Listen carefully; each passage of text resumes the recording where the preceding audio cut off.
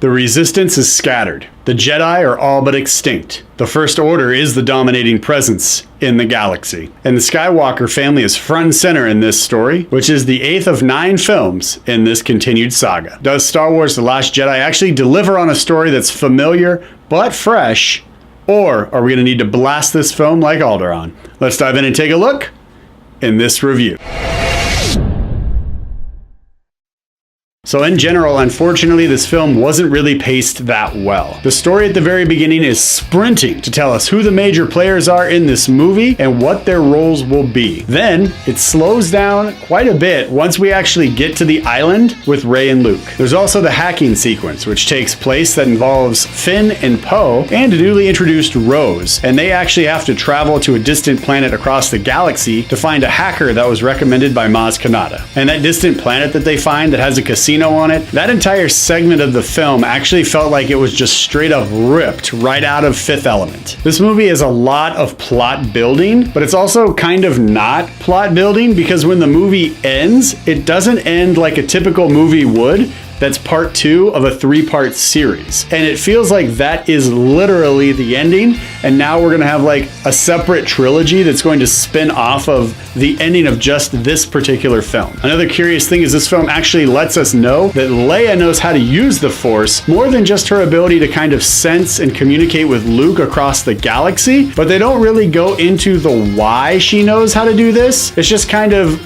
assumed because she's kind of had that ability to communicate in other movies. Speaking of Leia, one of the absolute worst scenes in this movie involves Leia and her death, or lack thereof. In real life, Carrie Fisher did actually die, and many people wondered, rightly so they wondered, but many people wondered how is that death going to impact the story, and will we actually see her character get killed off in this film? At the very beginning of this movie, the bridge of the ship that she's commanding is blown apart, and she is sent into the void and vacuum of deep space. So as I was sitting in the theater with this giant smile on my face, because that answered the big question that I had, and I'm sure you had, which is which one of the big 5 that are still remaining from the original trilogy is going to die in this film? They answered it right at the very beginning of the movie, so we didn't have to sit there the whole movie going, well, who's it gonna be? But then it backtracks in a very peculiar way, and we find out that Leia didn't die because, well, the Force. Luke's return was fantastic. I really appreciated how they brought him back into this story.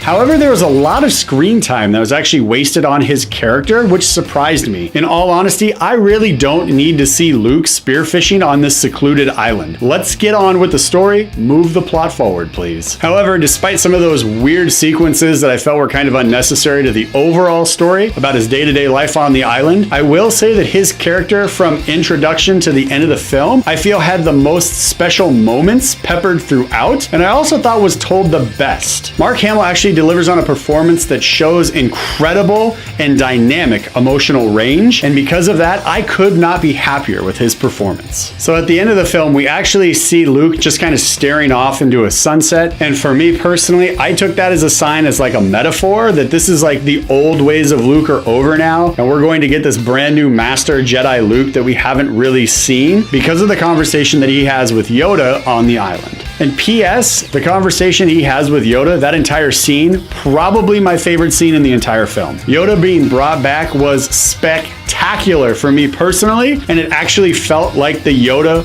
from the original trilogy. But no, not even close. Luke just dies. No muss, no fuss, no cleanup on Isle Jedi. Luke just kind of passes off into the Force. I was literally so mad when that ending hit, I could have at that moment just got up and walked out of the theater and not even waited to see the last few minutes. So Leia gets to live miraculously, but Luke dies watching a sunset? This is ludicrous. Now let's talk about the big bad in this universe, and that is Snoke. Snoke is completely useless. Utterly and entirely useless. This was such a bummer for me in the movies. I was so frustrated with how his character evolves in this film. From being this incredible threat in the galaxy that everyone's afraid of, to him just simply being sliced in half by Kylo Ren with minimal effort. Now, if you'll take a journey back with me to Phantom Menace, Episode 1, Master Yoda says, "Always two there are, no more, no less, a master and an apprentice." And because Snoke is killed in this movie and all we have is Kylo Ren, the rule of two is no longer applied. And I'm not sure if that was deliberate, because throughout the film, Kylo Ren is talking about let the old ways die. And I don't know if he's actually like moving the story forward with that philosophy by no longer having a rule of two, or if that was just a misstep in the writing and they completely just slid over that fact and the importance of that fact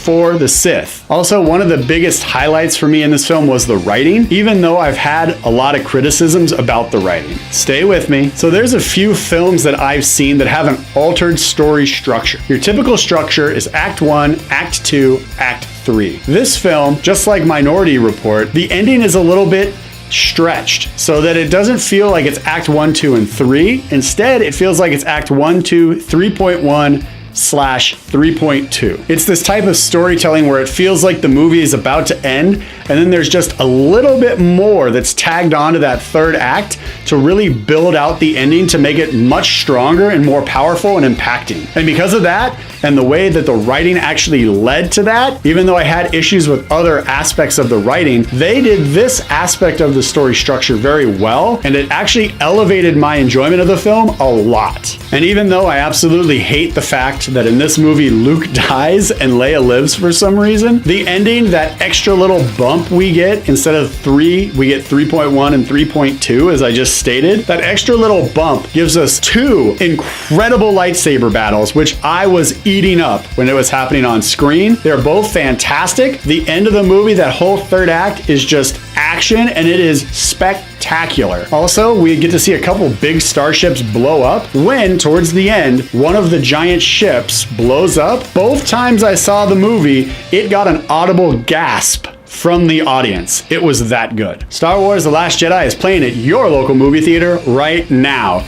and I am definitely recommending a big screen viewing for this film. This movie looks fantastic on the big screen, and while this story doesn't actually deliver 100% on the story, it is definitely worth your hard-earned dollars and your time. At the end of the day, Rian Johnson took some big risks with this film, and while I don't really feel like they all paid off, I do like where his vision is headed for this franchise. Again, he took some chances, not all of them worked. I give him credit for stepping outside of the box. There's a couple things I would have liked to see tighten up as far as writing goes for story and plot points, but again, overall, the structure of the story was really good, and the scene with Yoda was fantastic. And overall, I'm still undecided on who has the best single one-liner in this movie. For me, it's between two characters, and I'm really struggling to decide who really made a bigger impact for me as a movie fan and a Star Wars lover. Is it Luke Skywalker when he's talking to Rey, and then later when he's talking to Kylo? He has one sentence that he says to both of them, and that sentence was so fantastic in my opinion, I may steal it and start using it in my day-to-day conversations. I loved it that much. Or is it Rose when she's talking to Finn towards the end of the movie, and she's just saved Finn's life, and she delivers one great sentence about why the rebellion and the resistance will actually win this war against the First Order. It's emotional, it's universal,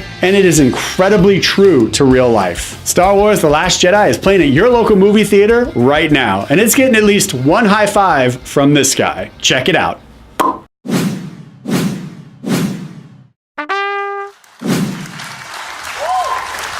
Hi, I'm Jeremy Brunansky, and you've just finished watching a movie review on Brunansky's Vlog. Along with the movie reviews and the weekly show, we also do the Certified Rad segments and the movie news breakdown, which you may want to check out. All right, everybody, we'll see you next Monday for a brand new episode of Brunansky's Vlog, Monday morning, 10 a.m. PST.